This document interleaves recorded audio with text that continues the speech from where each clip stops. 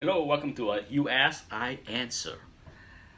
My first time shooting a video using my iPhone because, yes, my trusty camera over the past 6+ years, after thousands of videos, died.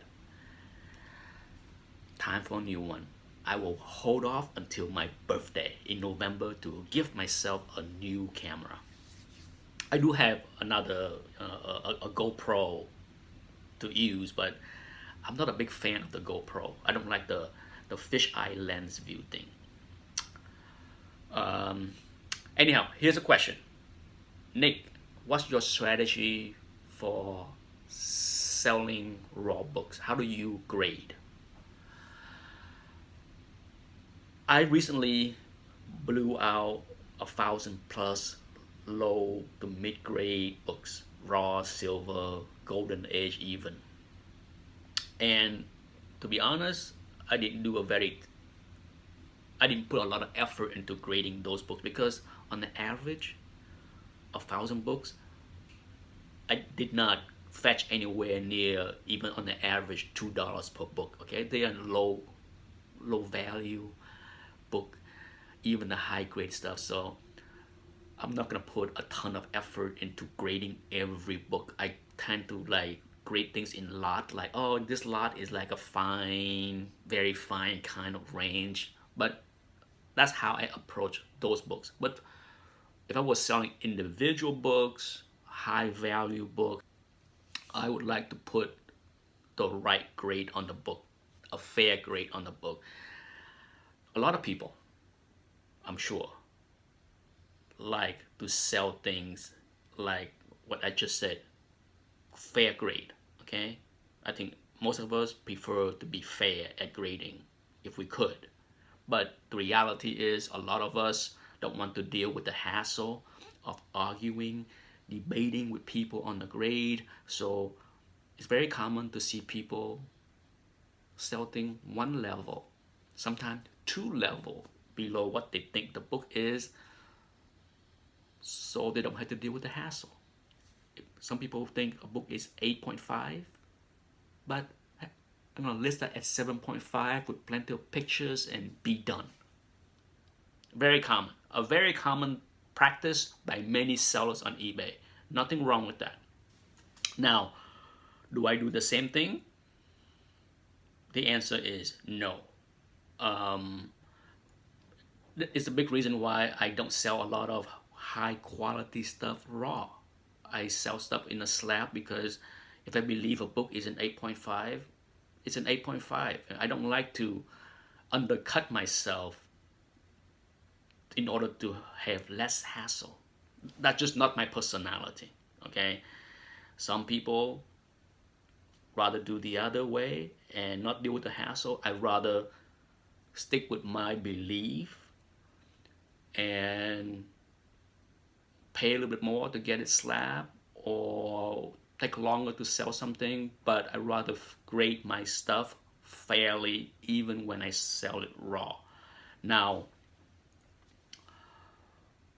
the big reason why I like to grade things fairly even when I sell is that I believe strongly, for me, this is just my brain, okay, the way my brain works is I want to be consistent with the way I see a book.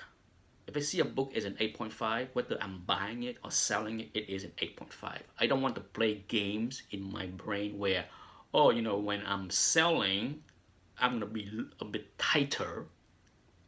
The 8.5 books will be listed as 7.5, but when I'm buying, I want to be fair. I don't want to switch back and forth like that because I am a firm believer. I'm a firm believer that if you see me opening a CGC Hall box and everything is, wow, oh my God, I thought this book was a 9, it's become a 9.4. I thought this book was an 8, it's a 9. If I open a box and consistently show you everything that I have is undergraded, what is the consequence of that translate over as me as a buyer? If I grade that tight, submitting something to CGC, the likelihood that I am that tight as a grader when I'm buying something is high. I will pass over, I will skip over a lot of books because I would think that, oh, the grade is too high. And I will miss out on a lot of flipping opportunities. If you watch my path to a key, you see how I approach buying raw books. You see my prediction. You see how I grade. You see the results, okay? I am very confident at my grading skills. It's easier for me to stay consistent with how I look at a book. That's the key. I'm a firm believer that, if I sway in my belief of a grade as a seller, I'm gonna be wishy-washy as a buyer. And a lot of people don't like to hear it, but most of the time when I show a raw book to people in the hobby and ask them what they think the grade is, just about every time they are on the low end compared to what I think. Okay? Because I bought many things raw, and I would show them, share them, show them off to other people, and most of the time I get some crazy low end guesses, as if like, you see that as an 8.0? It's gonna be at least a 9.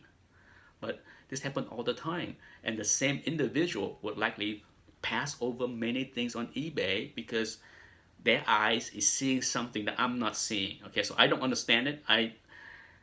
Grading is very subjective. I just do what I do. Okay, I can't speak for other people on how they learn to grade or what they think is any grade, how they grade. The only thing I can do is appreciate what I can do, take advantage of what I can do.